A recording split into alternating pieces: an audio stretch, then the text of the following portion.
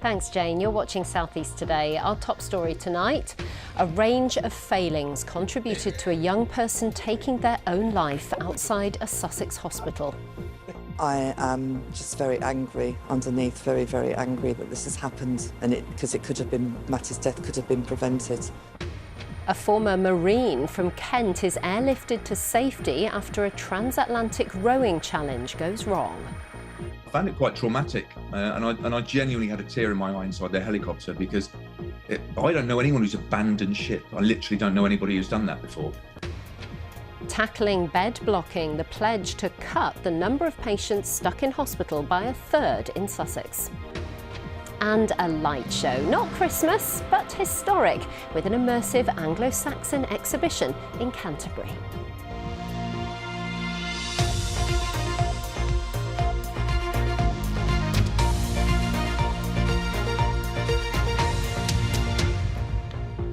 Hello, welcome to the programme. I'm Ellie Crisell.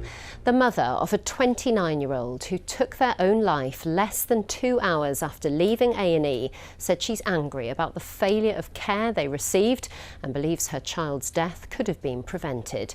Matty Sheldrick was just 29 when they died. Autistic and identifying as non-binary, Matty ended their life outside the Royal Sussex County Hospital just hours after doctors had assessed them as well enough to be discharged. At the inquest into their death, the coroner said a number of issues surrounding care contributed to Matty's death. This report from Fiona Irving.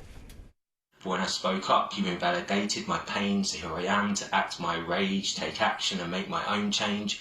An artist and spoken word poet, Matty Sheldrick had written about their struggles with mental health, and they had a history of self-harm. But despite going to A&E with suicidal thoughts, they were not detained under the Mental Health Act. Hours after Matty was discharged, they took their own life in the grounds of the Royal Sussex Hospital. Matty's mother and twin sister were at the inquest today. I am just very angry underneath, very, very angry that this has happened, and because it could have been, Matty's death could have been prevented. There were a number of measures that could have been taken to prevent his death, particularly on that day, at that time. In the months leading up to their death, Matty had been in contact with multiple medical professionals. In September 2022, Matty was admitted to A&E at the Royal Sussex County Hospital following suicidal thoughts. At the end of the month, they were discharged into the care of the Community Crisis Team. Then, 2 days later, Matty called Mental Health Rapid Response and was taken back to A&E. After an assessment, Matty was told they could leave hospital and left shortly after 9 p.m. Matty was found in the hospital grounds and was taken to intensive care just after 11 that evening. They died 17 days later. The coroner, Penelope Schofield, said that a number of factors contributed to Matty's death, including the lack of beds on psychiatric wards. She also highlighted issues around the mental health assessment of Matty before they were discharged. The coroner says she'll be writing a prevention of future deaths report, hopeful that lessons can be learned. It's been 2 years, so it does impact on your grief. You can't properly grieve, you're just immersed in this process. This tragedy has thrown me into a world where I've found many other families who have suffered similar to us. But I do feel there is a movement of people who are very aware of the failings in mental health services, autism services, and hopefully as a collective we can make a difference in the future if we keep having our voices heard. Matty's family say they will now look to grieve. And Fiona is in Horsham for us this evening, where that inquest ended this afternoon. Hello, Fiona. The coroner directed a lot of his attention to the care that Matty should have received. Yes, Ellie, the lack of psychiatric beds, the fact that A&E is not the best environment to support someone who is neurodivergent for long periods of time, and the gaps in care that Matty fell through. Matty's family say that Matty was let down by the Sussex Trust, who were responsible for his care. Well, in a statement that's just come in, a joint statement from those two trusts, the Sussex Partnership NHS Foundation Trust, that's the Mental Health Services, and the University Hospital Sussex Trust, they say they acknowledge the coroner's finding and recognise how important it is for all partners work together to address the areas raised, and they say they'll be working together to do that. Thank you, Fiona. And if you're suffering distress and need support, including urgent support, a list of organisations that can help is available at bbc.co.uk/action line, or you can call for free to hear recorded information on 0800 066 066. A former Royal Marine from Kent has been dramatically rescued just days into an attempt to row across the Atlantic Ocean. Andy Merry from Deal took on the 3,000-mile fundraising challenge as part of a four-man crew of injured ex-servicemen, including veterans from Ukraine. Well, the boat developed serious problems shortly after leaving Gran Canaria on Saturday, and the team found themselves stranded in the open sea. They had hoped to reach Barbados, all the way over there, but it was not to be, as Juliet Parkin reports. Winched off the water and to safety. This was the moment that the crew knew they were safe, but also that their Atlantic rowing challenge was over. I found it quite traumatic, and I genuinely had a tear in my eye inside their helicopter, because I don't know anyone who's abandoned ship. I literally don't know anybody who's done that before. And I'm also a crewman on the lifeboat in London, and there I was, abandoning ship to be lifted out of the water by a helicopter. Next stop, Barbados. They had set off last weekend from Gran Canaria with so much hope, bound for Barbados and prepared for 5 to 6 weeks at sea. They had trained together as a team, hoping to overcome their physical challenges to complete the mission. Andy has multiple sclerosis, and the crew were being led by former Royal Marine, amputee and record-breaking Atlantic rower Lee Spencer. Training had gone smoothly, but problems arose with the steering once they hit the open ocean, and the skipper took the decision to down anchor and await rescue. It's Tuesday the 10th, about 3:20 in the afternoon. We were about 130 miles south of Gran Canaria. We started getting problems with the steering as soon as we came off auto help, and the boat wouldn't steer, essentially. After drifting for hours and dangerously close to being outside the search and rescue zone, they were airlifted to safety the following morning, leaving the boat and all their supplies behind. There's mixed emotions looking down on that boat and just seeing it bobbing, and we've invested so much of ourselves into that boat, and just to see it was almost like leaving a friend behind. And yeah, that didn't sit well with me. It was difficult. Not a very well behaved friend. No, it wasn't. It was a very badly behaved friend. The overriding emotion I had was felt responsible. I felt like I, as skipper, had let everybody down. No one else felt that way about Lee, I should say. The crew were aiming to raise money for the Invictus Games Foundation to be ring-fenced for Ukraine. Andy says he doesn't know if he'll have another go, but right now he says he has a new grandson to meet and is happy to be back on dry land. Juliet Parkin, BBC South East Today. An 8-month-old girl remains in a serious condition in hospital after she was attacked by a dog in Kent. The XL bully dog has been seized and destroyed following the incident in Hawkinge near Folkestone on Wednesday. 2 people were arrested in connection with the incident but have since been bailed while inquiries continue. A man who used a machete to terrorise victims in Cranbrook has been jailed for a series of offences. Police body-worn footage show the moment Cameron Jeffrey was arrested for his involvement in an evening of knife-point robberies in August. He was charged with multiple counts of robbery amongst other offences. The 21-year-old was sentenced to 4 years and 8 months. Parents, children and teachers have been protesting in Hove today over plans for 2 schools to join an academy trust. The proposals are for West Hove Infant School and Hove Junior School, known as the Hove Learning Federation, to become an academy. Opponents say they worry about the school's identity and funding if they join the Aurora Academy Trust, but the Federation says they can offer a more sustainable future. The NHS in England says it aims to reduce the number of patients stuck in hospital beds by a third over the next few months.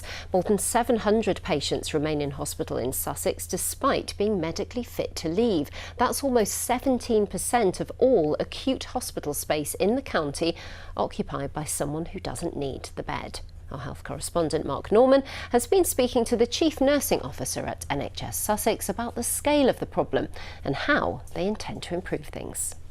It is a priority, obviously, for every region, but how on earth did we end up with just under 800 people in this position, patients in a bed that you could use for somebody else? That seems like an awful lot. It is a lot of people. When you hear the number, it does sound a lot of people. There are multiple reasons why people can have a prolonged discharge or a prolonged stay in hospital. I think what we've got to do is work collectively together with our local authority partners, with our voluntary community sector, and also with families. It's really important that we work with families to help people get home as quickly as possible. Is it naive of me to say if you could solve this problem, you'd free up a lot of space in A&E, improve ambulance handover times, you'd really begin to free up the system if you could just solve this delayed discharge issue? Of course, it's an absolute focus. We recognise by solving this problem, as you've described, it will create some capacity and movement for patients through the hospital. So these are the latest numbers. 760 patients in hospital beds who are medically fit to leave. More than 500 in acute hospitals, the balance in community hospitals or mental health beds. How quickly do you think you can get on top of this and create that space that you're going to need? And if I come back to you in January, are the numbers going to be considerably better, or are they going to be, would you consider success for the numbers to be pretty static? So we're looking at around about 30% reduction of that initial 800 figure by the end of March. So we've got plans in place to do that. And as you say, we're looking at the numbers of people on a daily basis, and if not, a half day basis to see the reduction in those numbers. And the final question, are your social care partners, your community trust partners, are they up for the job? Have they got the capacity and the money and the space to help with this? Yeah, absolutely. They're absolutely critical to the success. They're critical, but can they do it? Well, they're signed up and they're critical to the success of it, and they're fully engaged in all the work that we're doing, both in the long-term discharge programme, but also in the 4 weeks as we're doing what we're calling a focused piece of work over the winter period. But an additional problem, a rising flu and COVID rates, leading to more people being admitted to hospital. And for some reason, the vast majority of frontline healthcare workers have not taken up the offer of a COVID vaccination. The take-up by frontline healthcare workers in hospitals is dreadful in some places. I mean, some hospitals it's certainly under a quarter, sometimes under 10%. Your own staff aren't taking the vaccination, which can't be helping the situation for patients and the situation in our hospitals. Yeah, we've been doing a lot of work across Sussex with our clinical leaders, ensuring that we are offering the vaccinations to our frontline workforce. When we look across the 42 systems across England, we can see that we rank 16th out of 42 for COVID uptake of vaccinations and 19th for the flu vaccinations. And through this sort of conversation today, I would be encouraging any frontline health and care worker to step forward for both their COVID and flu vaccination. Well, Mark joins me now. Is this problem of bed blocking getting worse? Oh yeah, definitely. Right across the country, it's up around 43%. There's around 12,500 patients in this position, and it's winter, which just exacerbates the whole thing. And it's the impact this has on patients. It's the risk to their recovery by staying in hospital too long. And if you stay in for many days, sometimes weeks, as happens sometimes, that risk simply goes up considerably. And then it's the impact on hospitals. A&E is rammed. If you're stuck on a trolley in a corridor in A&E, it's possibly because they can't free up beds upstairs. It impacts on ambulance handovers as well. And then it's impacting community services and social care, which is an increasing problem. Last year, the NHS threw a load of money at this problem. This year, they haven't done that. So I think Sussex, being fairly ambitious with their kind of cut these numbers by a third, and even if they achieve it, they'll still have 500 odd patients stuck in hospital who can't go anywhere. Mark, thank you.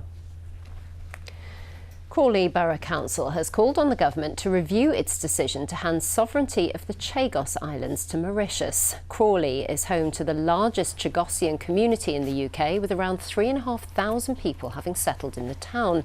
It's been more than 50 years since Chagossians were evicted from their home on Diego Garcia, the largest island in the group, to make way for a US military base.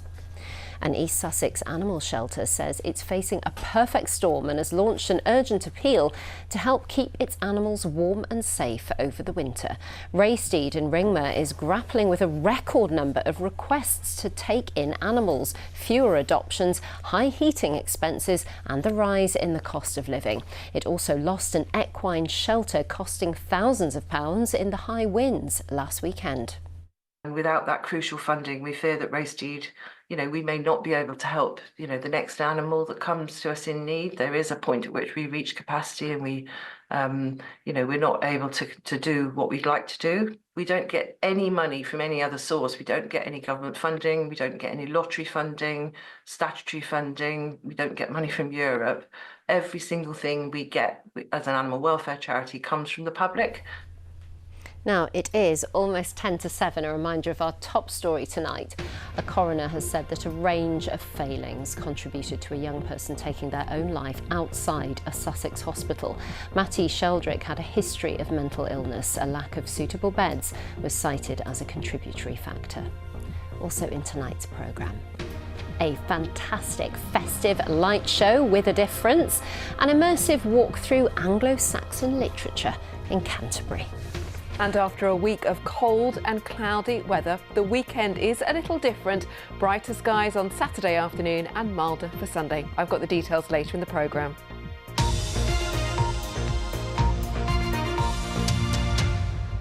Well, we have a busy weekend of sport ahead, men's football, women's football, and a busy time on the ice, James. That's right, Ali. I'm not talking about here, I hope, anyway. I'm talking about GB's bobsleigh and skeleton racers. They say they're embarking on a year of discovery as they test and tune their kit ahead of the Winter Olympics early in 2026. Matt Weston from Crowborough has been just 100th of a second away from the world-beating German in the skeleton, while bobsleighers Brad Hall from Crawley and Taylor Lawrence from Thanet say they're hopeful next year can bring them medals. I've been speaking to them as they prepare to race in Latvia. Fourth best speed in the Kreisel, Matt Weston. Up to 80 miles per hour, head first with the finest of margins, the difference between winning and losing. In the last two races this season, he's been agonisingly close to the unbeatable German Christopher Grothair. Right at the death, he snatched victory by 300ths of a second. 400ths in two races off gold medals, so a bit frustrating, but they'll come back. The hundreds will come back my side, hopefully in World Champs this year. Seems push a bit faster. Speaking from Latvia with GB teammates from the bobsleigh, Brad Hall and Taylor Lawrence, they're a little further from the podium, saying German equipment is light years ahead. We're not quite happy with our two-man equipment at the moment. Hopefully we can find something that's going to get us a bit closer to the Germans by the time we get to the Olympic Games. And four-man, we've got some great kit in that already. We're looking to try and advance that and push that further forwards. It may mean in the next few races we take a bit of a step back as we start to try and find out how to go forwards. We want to sort of draw on that success that we had a few years ago as well, because that's the motivation that keeps you going.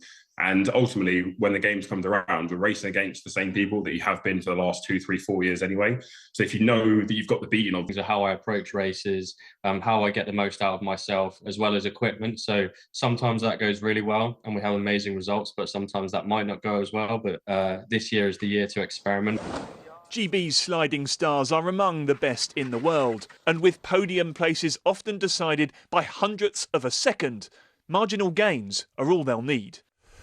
Well, in the last couple of hours, Matt Weston has won a silver and his teammate won gold, so it looks like the equipment is obviously going well. Football now, and in the WSL, Brighton and Hove Albion go to Tottenham Hotspur this weekend. They're currently 5th in the table, but Dario Vidosic, the manager, says league position is meaningless at this stage in the season.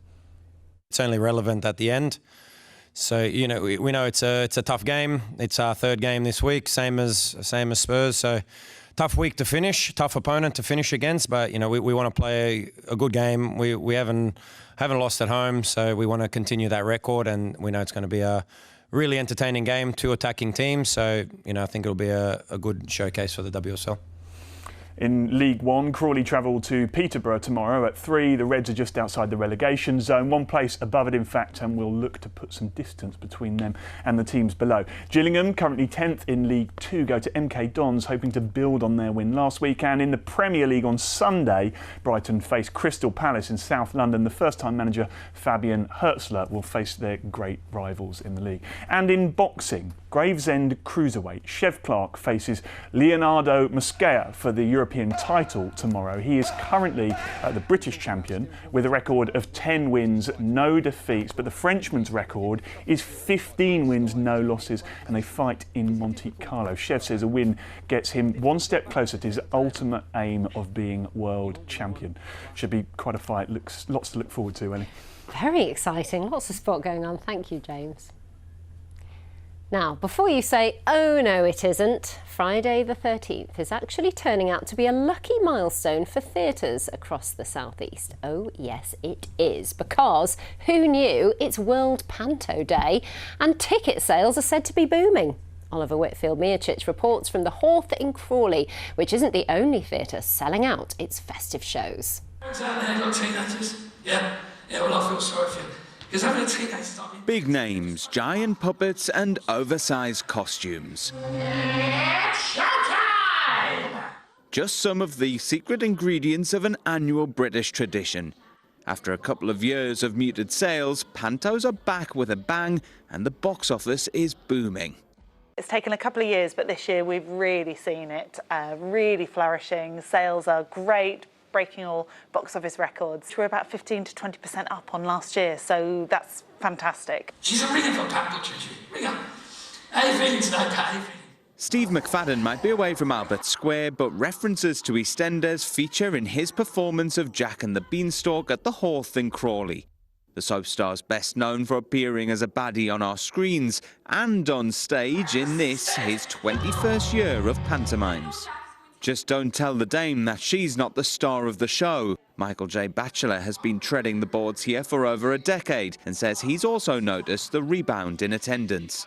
You worry a little bit about like the cost of living crisis and all that sort of thing. But when it comes to a panto, it's so integral to some people's Christmases, they'll make sure that they can still afford to do it, because in this current climate, we all need a good laugh. The final rehearsals are now over and the opening night takes place this evening. From family sing-alongs to adult humour and slapstick, the aim is to create a show appealing to everyone and keep audiences coming back. Those in the industry now hope that the days of empty seats are behind them, just like the villains we scream and shout at. Oliver Whitfield-Miocic, BBC South East Today, Crawley. He's behind you, lovely.